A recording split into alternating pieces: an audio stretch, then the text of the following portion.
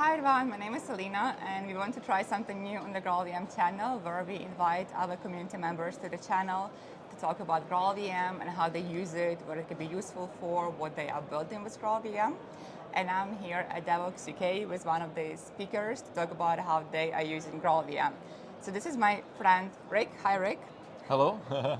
Can you introduce yourself and talk a bit about yourself and where you work and what do you do there? For sure. My name is Rick Ossendrijver. I work in the Netherlands at a company called Picnic. It's an online supermarket. While we are an online supermarket, we also do a lot of cool tech stuff. And that's why I'm here. And I think you're doing a lot of Java and you even have a fairly big Java team. So can you talk a bit about that? Yeah, we have a tech team of around 300 engineers. And yeah, we mostly do Python and Java. Java for the backend. And yeah. And you, I guess, are an applications developer there, or what do you exactly do at Picnic? So for a few years I worked in the Java platform team, which was basically building reusable modules for all the other different teams so they could easily start using them. A lot of automation, standardization, and then afterwards I went to a new team, the targeting team, where we've been building many different applications for analysts within Picnic, such that they could, for example, this is what my talk's also about, such that they can write business. We allow them to write business rules, business logic, and all those things.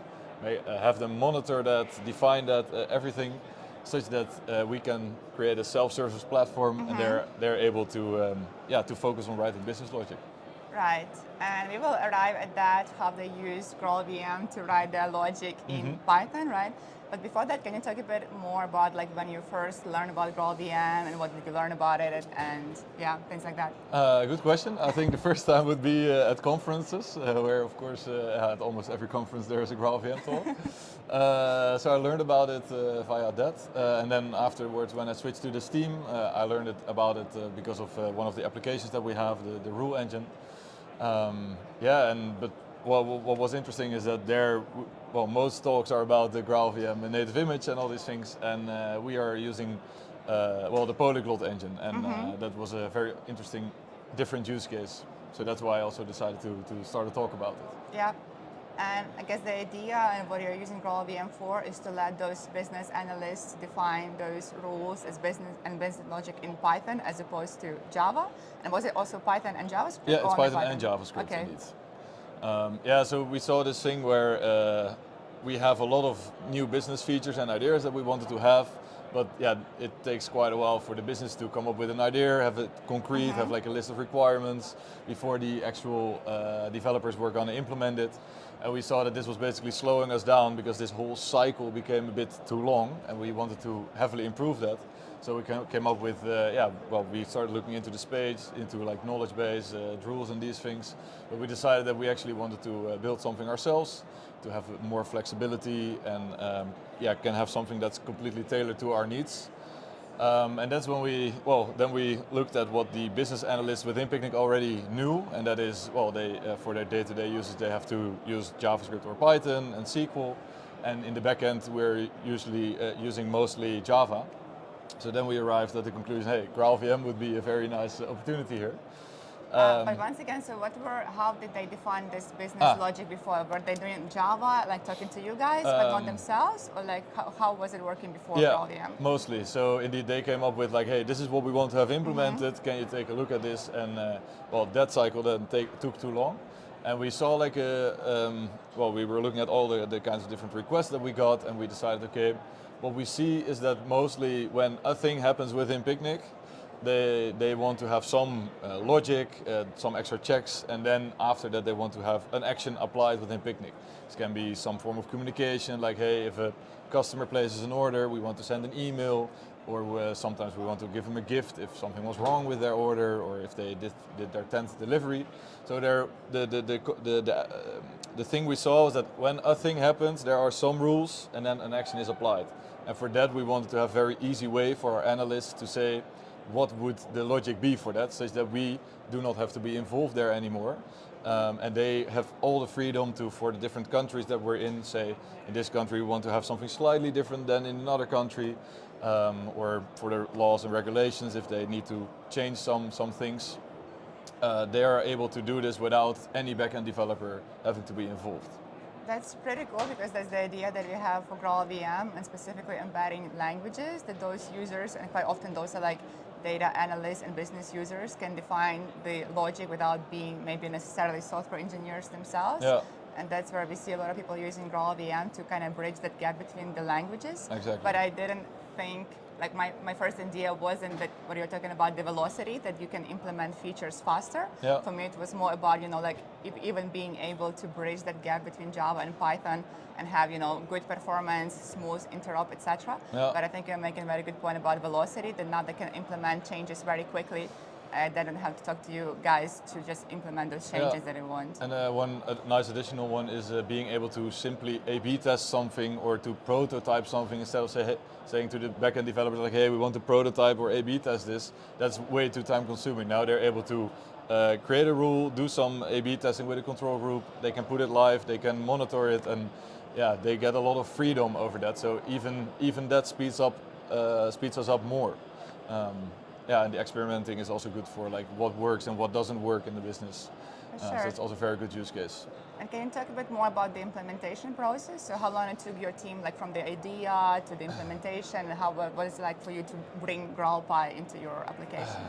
I haven't been involved in that part of the process. So like to the extent that you know. Well, we did quite some POCing. So they for example worked a bit with rules, and they tried to see like would this work for our case. And if I don't want to make any estimates on how long that took, but I would say maybe a quarter or 2 quarters to have like a fully implemented rule engine, I guess. Very cool. And I was at your talk, and I really liked that slide in the end where you talked about the scale of the system. So how many rules are in the system, how many actions are taken each day based on those rules. So can you talk a bit more about the scale of that system? Yeah, for sure. So we have 3 markets, Netherlands, Germany and France. And in all those markets combined we have about 200 rules live. And these rules are able to, so for every rule there are many evaluations when, for example, events come in or there's specific time to evaluate a rule. And as a result of that rule, a potential action can be taken, executed. And per day there are about 38 million evaluations of rules. And per day, 38 million. Yes, 38 million. And it's growing as we speak, of course. Okay. But in total, there are 2 million actions taken per day. So these are like emails, push notifications, gifts, maybe some values of